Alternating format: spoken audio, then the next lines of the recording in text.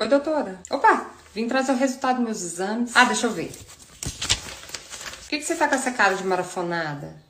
Você foi pesquisar o resultado na internet, né? É, eu fiz isso. Quantas vezes eu já falei pra você? Não é a internet que sabe, sou eu que sei.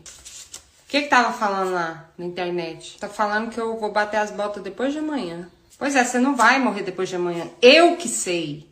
Você vai morrer hoje.